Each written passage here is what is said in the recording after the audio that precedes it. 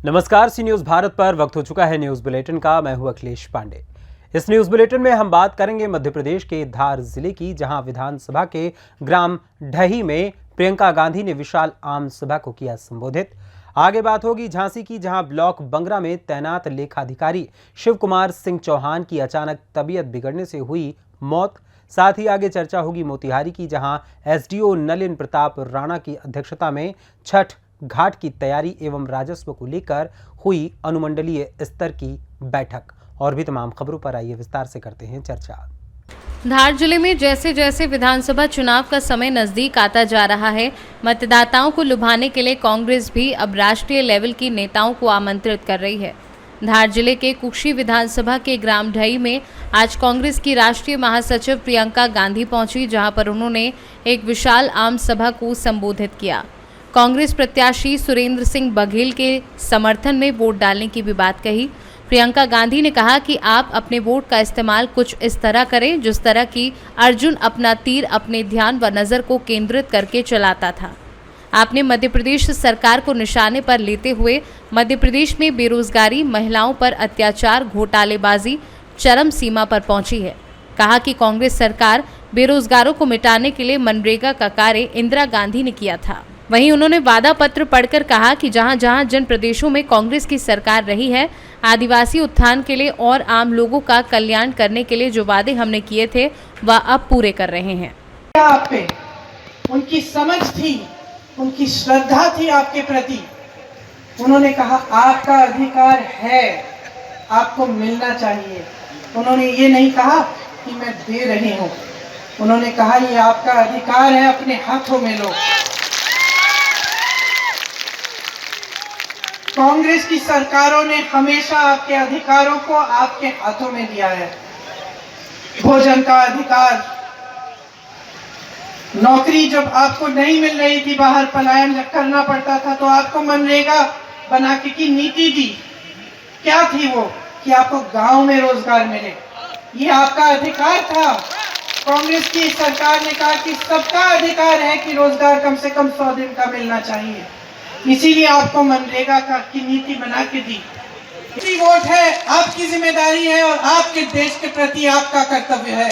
इस वोट को आप ऐसे इस्तेमाल करिए जैसे एक अर्जुन अपनी नजर को, अपने ध्यान को केंद्रित करके तीर चलाता था, उस तरह से अपने वोट को चलाओ।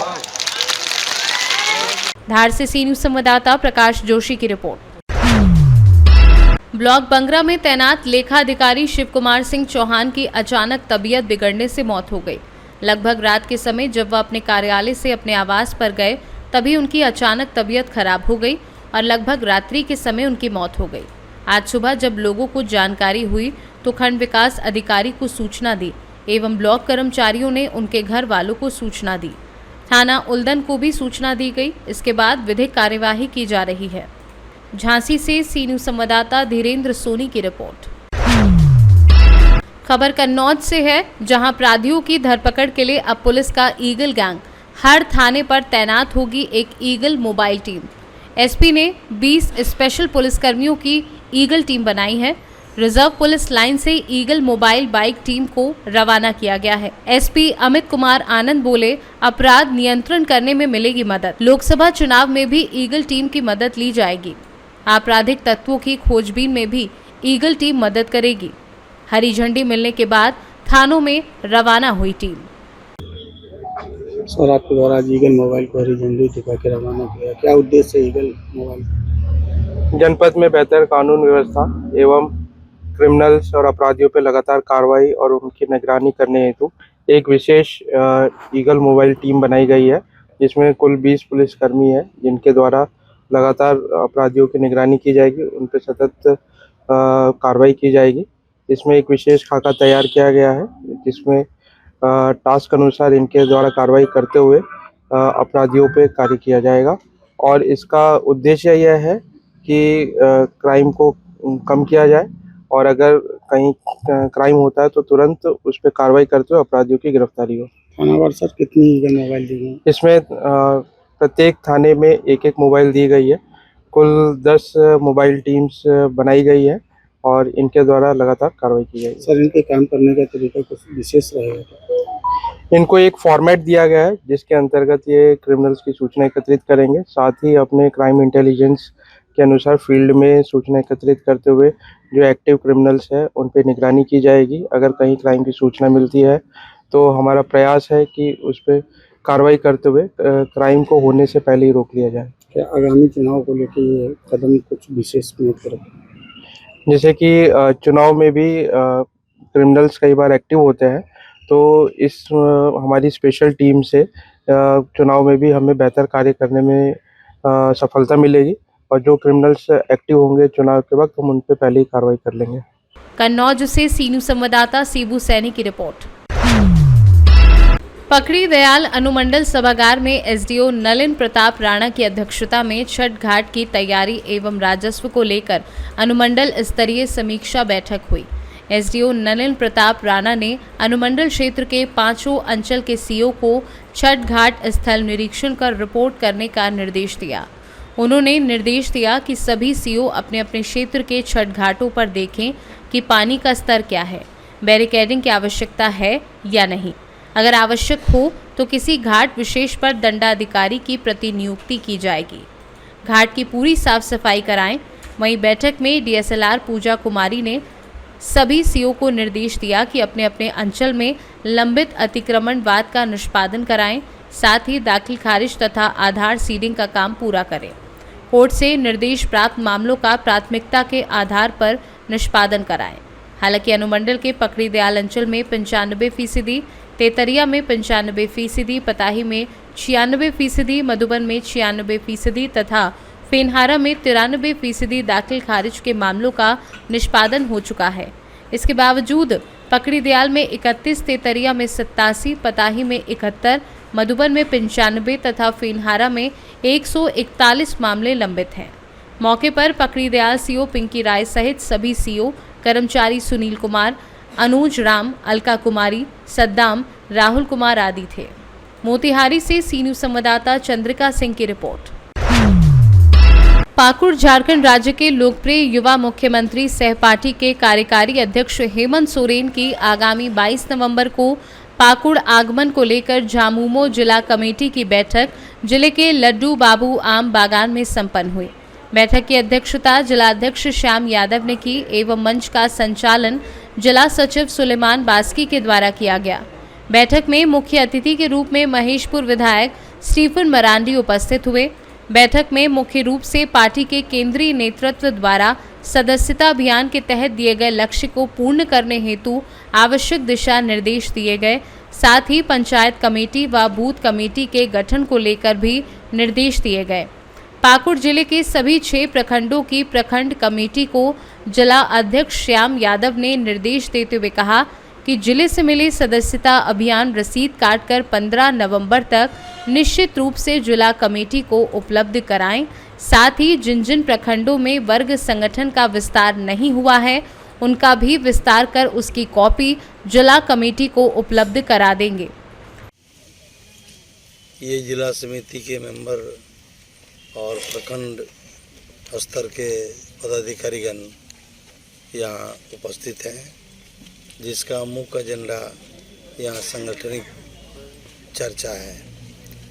और उस चर्चा के दरमियान जो हम लोगों को एक मौखिक सूचना मुख्यमंत्री के आगमन का है, उसके स्वागत का और तैयारी के लिए ये बैठक बुलाई गई है।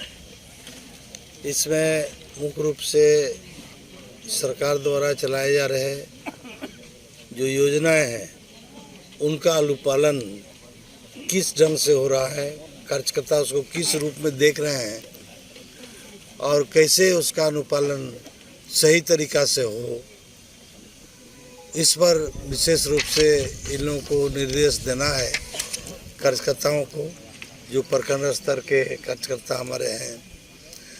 और निश्चित रूप से हमारा स्थापना दिवस भी आ रहा है। स्थापना दिवस में पूरे साल का लेखा जोखा हम लोग प्रस्तुत करेंगे कि किस ढंग से इस वर्ष सरकार द्वारा जो योजनाएं चलाई जा रही है कहाँ तक सफल हुआ है, कहाँ तक चल रहा है, नई नई योजनाएं यहाँ पर आ रही है, ज़मीन पर उतर रहा है कि नहीं उतर रहा है, इस पर विशेष रूप से चर्चा होनी है। और आज उनको निर्देश दिया जा रहा है कि उनका जो स्वागत है कि धूमधाम से हो, और संगठन पर जो पंचायत समिति से लेकर जिला समिति तक किस ढंग से यहाँ पर हुआ है, इस पर चर्चा विशेष रूप से आज हो रही है। सीएम का यहाँ पर संभावित कार्यक्रम है जो बगल जिला साहबगंज में भी है 21 को, 22 को हो सकता है वहाँ भी हो, और यहाँ रात्रि विश्राम का भी संभावित कार्यक्रम है। पाकुड़ से सीनू संवाददाता पंकज भगत की रिपोर्ट। पूर्व मुख्यमंत्री दिग्विजय सिंह ने आज अपने निर्धारित दौरा कार्यक्रम के अनुसार झाबुआ विधानसभा क्षेत्र के कुंदनपुर में आयोजित कांग्रेस की जनसभा को संबोधित किया। इस अवसर पर ग्रामीण महिलाओं ने कांग्रेस प्रत्याशी डॉक्टर विक्रांत भूरिया के लिए गीत गाने लगी। दिग्विजय सिंह भाव विभोर होकर मंच पर थिरकने लगे। जनसभा में उपस्थित हजारों लोग भी थिरकने लग गए। दिग्विजय सिंह ने जनसभा को संबोधित करते हुए कहा कि मेरी और कांतिलाल भूरिया की दोस्ती 50 साल पुरानी है। उन्होंने कहा कि हमने 2018 की सरकार में 27 लाख किसानों का कर्जा माफ किया था। उन्होंने कहा कि आप चिंता मत कीजिए, पर इस बार हम फिर से किसानों का कर्जा माफ करेंगे। कन्या विवाह के लिए 1,01,000 रुपये की राशि देने का काम किया जाएगा। उन्होंने कहा कि आपको किसी से भी डरने की आवश्यकता नहीं है। सरकार बनते ही सभी का हिसाब होगा। जिन्होंने आपको गुलाम बनाने का काम किया है और लूटा है, उनका हिसाब किया जाएगा। झाबुआ से सीनू संवाददाता मनीष कुमट की रिपोर्ट। बेवर कस्बे जीटी रोड बाईपास पर मोहित बिल्डिंग मटेरियल की दुकान से लाखों रुपए की चोरी हुई। बेवर थाना क्षेत्र के जीटी रोड पर बिल्डिंग मटेरियल की दुकान में लाखों रुपए की चोरी हुई है। रविवार की रात चोरों ने दुकान के अंदर से ऊपर से उतारकर लाखों रुपए की चोरी कर ले गए। सुबह मोहित शुक्ला ने दुकान खोली तो वह हैरान रह गए। घटना की सूचना मिलते ही थाना प्रभारी महाराज सिंह पुलिस बल के साथ मौके पर पहुंचे। आसपास के दुकानदार भी एकत्र हो गए। घटना की तहरीर दुकान मालिक मोहित ने पुलिस को दी। इंस्पेक्टर महाराज सिंह ने बताया कि दुकान मालिक की तहरीर के आधार पर जांच की जा रही है। जल्द ही घटना का खुलासा किया जाएगा। मैनपुरी से सीनू संवाददाता कुलदीप दीक्षित की रिपोर्ट। फिलहाल के लिए इस न्यूज़ बुलेटिन में बस इतना ही। देश दुनिया की तमाम खबरों के लिए देखते रहें न्यूज़ भारत, हर खबर आपके साथ, आपके हाथ।